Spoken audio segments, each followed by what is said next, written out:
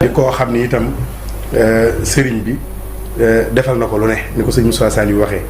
la ñëpp gëmul woon ka ko gëm moo gën a gëm ñëpp. ndax leetaru naxe ba ñëwoon. waaye tax na nag mu am ci sëñ Tuubaa loo xam ne ñu ko ci fekk bëriwul.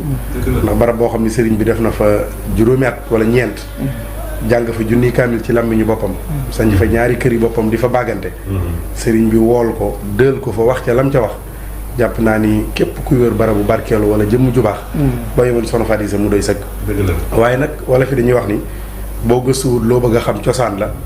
boo wëttuwut ñu far la woon safaan ba.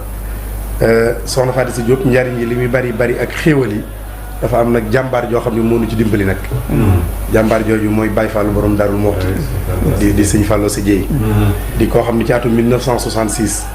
la benn sàmm yi Haalpulaar màggal si Darou Mouhty te boobu